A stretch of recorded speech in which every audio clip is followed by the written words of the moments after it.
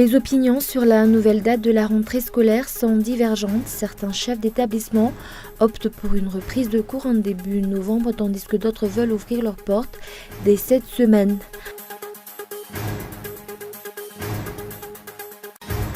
Importer du riz tout au long de l'année n'est pas une solution pour Madagascar. Si l'agriculture est mal en point, c'est avant tout à cause d'une mauvaise gérance du gouvernement, déclare un économiste. Et un mois après le oui massif à notre référendum en Irak, le Parlement kurde reporte les élections générales.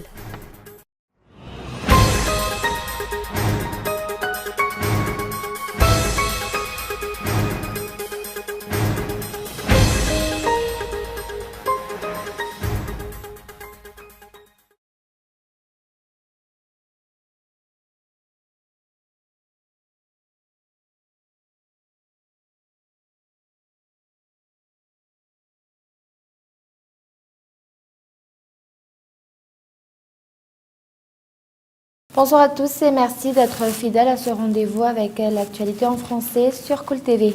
À la une, face à la polémique créée par le report de la rentrée scolaire, les idées se divergent pour les directeurs d'écoles privées. D'un côté, ceux qui acceptent les dispositions faites par le ministère de l'Éducation nationale et d'un autre côté, ceux qui s'y opposent. Reportage de Mia Tarangenev.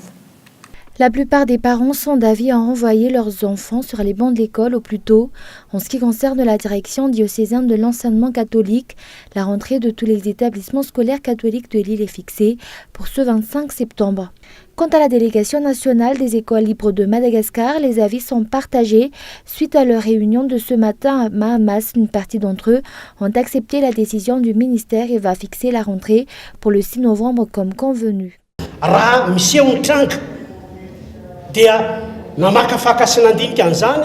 Nous avons réfléchi et nous avons décidé d'opter pour la rentrée du 6 novembre. Par contre, si le ministère décide de repousser une nouvelle fois cette date, il sera tenu comme responsable car de notre côté, nous allons maintenir la date de la rentrée au 6 novembre.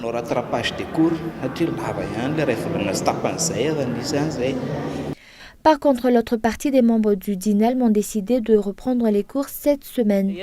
Nous ne nous opposons pas à la décision du DINELM en ce qui concerne la rentrée scolaire, mais nous avons un problème en ce qui concerne les frais de scolarité. Nous avons donc décidé de rouvrir nos portes au cours de cette semaine.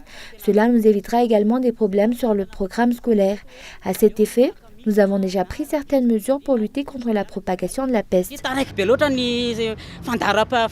Au niveau des établissements membres du DINELM, on constate qu'il est difficile de respecter la distance de 2 mètres de sécurité pour éviter la transmission de la peste. Ainsi, face au manque de prise de responsabilité du gouvernement, c'est les parents d'élèves et les responsables des établissements qui prennent en charge la désinfection, la procédure de nettoyage des écoles et autres formes de méthodes pour lutter contre cette épidémie. À savoir, selon les données de la BNGRC, on note aujourd'hui 124 morts victimes de la peste. L'actualité économique, importer du riz tout au long de l'année n'est pas une solution pour Madagascar. Si l'agriculture est mal en point, c'est avant tout à cause d'une mauvaise gérance du gouvernement, déclare un économiste. Reportage de Feizou Rafali. Ce n'est pas en continuant d'importer du riz de l'étranger que le problème concernant la nourriture de base des Malgaches va se régler. Pour réduire le souci de la productivité insuffisante, il faudrait plutôt que le gouvernement prenne des initiatives, qu'il alloue une aide financière et propose des formations aux agriculteurs, déclare un économiste.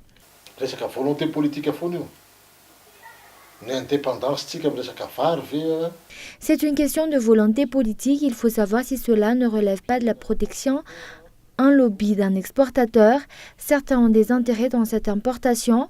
S'il y avait vraiment un encadrement rural pour les agriculteurs malgaches, le gouvernement devrait les aider à produire plus. Pourtant, l'importation de riz est à ce jour la seule solution proposée par le gouvernement pour combler le manque de production au niveau des riziculteurs malgaches.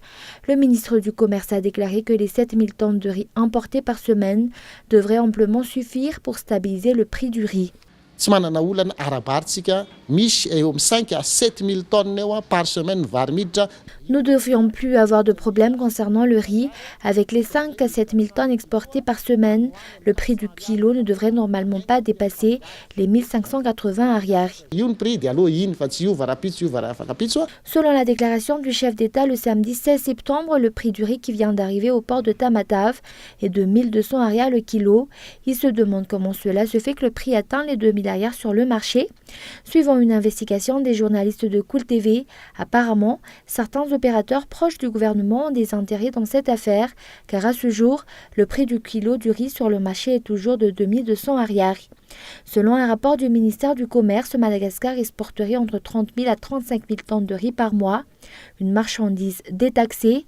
Pour l'instant, jusqu'en avril 2018, nous nous trouvons dans une période de soudure. Le stock de riz actuel devrait suffire à cette période et éviter une nouvelle hausse de prix. Actuellement, la princesse d'Angleterre, Anne-Elisabeth, est de passage sur le territoire malgache. Cet après-midi, accompagnée de nombreux délégués, elle a visité une église anglicane malgache du diocèse d'Antananarivo, la cathédrale Santa Laurent en Bouimanour. Et à cet effet a eu lieu sur place un culte auquel ont assisté différentes institutions du pays. Mais également dans l'actualité de ce jour, suite à l'ajournement de la date de la rentrée scolaire, le calendrier scolaire vient d'être révisé, ainsi pour les AP et Cisco qui ont eu droit à un mois de vacances supplémentaires. La durée des vacances dans l'année sera réduite et par contre aucun changement ne sera effectué quant aux dates fixées pour les examens officiels. Reportage. La propagation de l'épidémie de la peste a poussé le ministère de l'Éducation à repousser la date de la rentrée scolaire au niveau de certains Cisco. Pour ces derniers, afin de s'assurer d'achever le programme de cette année, les vacances seront écourtées de quelques jours, de 7 jours pour les vacances de Noël, de 5 pour les vacances de Pâques et de 7 jours pour la pause de la fête nationale. Par contre, la date des examens officiels et la date prévue pour les grandes vacances resteront inchangées et identiques pour tous.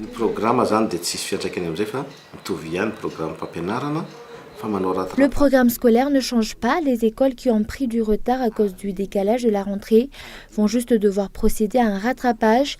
Leur calendrier scolaire sera modifié. À cet effet, pour ces derniers, la durée des périodes de vacances sera écourtée. Mais en ce qui concerne les dates d'examen, il n'y a aucun changement prévu à ce jour.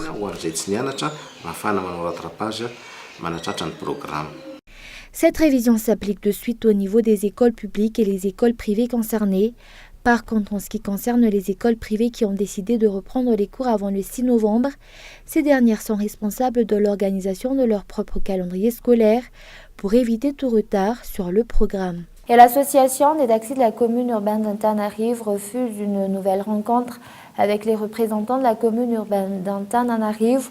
Face à la situation actuelle, elle prévoit une grève importante dès la fin de cette semaine. Reportage. Les membres du FTR ont donné un refus comme réponse à l'appel de la commune urbaine d'Antananarivo à une rencontre. Selon leur dire, si la commune continue d'insister sur l'introduction de l'OMAVET, la grève va prendre plus d'ampleur.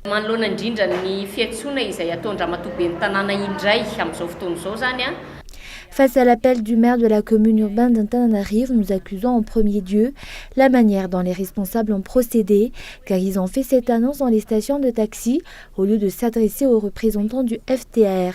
Ensuite, en ce qui concerne la grève que nous comptons faire, nous allons passer à un niveau supérieur car les dirigeants se bornent à imposer l'OMAVET. Nous ne sommes pas là pour servir les intérêts de certains. Pour l'instant, les deux parties n'ont toujours pas pu trouver de compromis. Chacun continue de camper sur ses positions. C'est donc vers la fin de cette semaine que les chauffeurs de taxi prévoient de se mettre à une grève plus intense.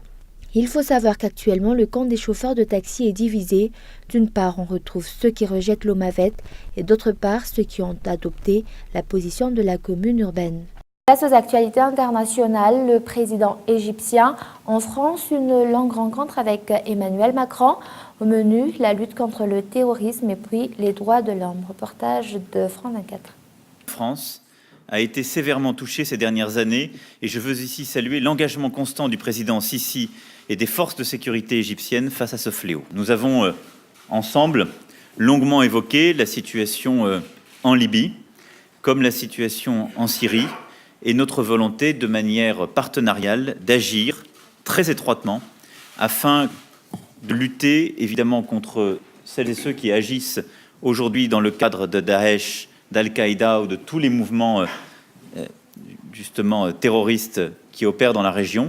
De Point Presse qui a certes appelé l'Égypte à continuer dans, je cite, le cheminement démocratique indispensable en ce qui concerne les droits de l'homme dans le pays, mais tout cela doit être pris en fonction, dit-il, des impératifs sécuritaires. Ils doivent se concilier, ces droits de l'homme, avec les impératifs sécuritaires de l'Égypte. Il a expliqué également que l'Égypte connaissait un contexte, on sait notamment terroriste, qui faisait qu'on ne pouvait pas faire abstraction de ses particularités. Il a expliqué également qu'il était pour la souveraineté des États, donc il voulait en quelque sorte limiter ses critiques à l'égard du président Abdel Fattah al-Sisi. Enfin, il a tout juste dit que c'était dans l'intérêt du président d'accompagner la défense des droits de l'homme dans son pays. Le président al-Sisi qui, lui, de son côté, a expliqué qu'il n'y avait pas de torture en Égypte, qui a appelé à mieux analyser les informations qui étaient diffusées notamment dans les médias occidentaux sur la situation des droits de l'homme en Égypte. Bref, une déclaration à minima qui risque effectivement de laisser sur leur faim beaucoup d'ONG, notamment ici en France. Et un mois après le oui massif à notre référendum en Irak,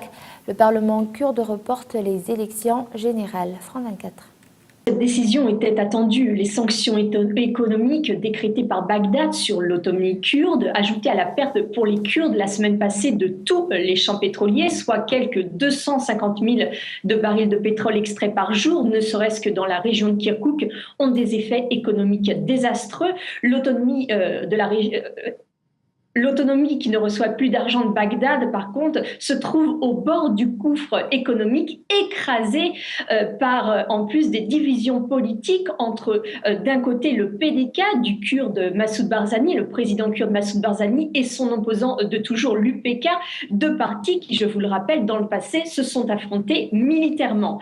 L'alliance de circonstances qui existe depuis 2005 entre ces deux partis n'a pas survécu à la perte de tous ces territoires dits disputés qu'occupaient les Kurdes depuis 2014, un retrait des Peshmerga aussi facilité par une alliance sous couverture entre Bagdad et l'UPK qui ont un objectif en commun, se débarrasser d'un Massoud Barzani qui depuis 2015 se maintient au pouvoir sans cadre légal. Alors dans un tel état de déliquescence économique, politique et militaire, toutes les questions restent en suspens concernant l'avenir politique de Massoud Barzani qui est isolé internationalement, mais aussi isolé jusque dans son propre camp.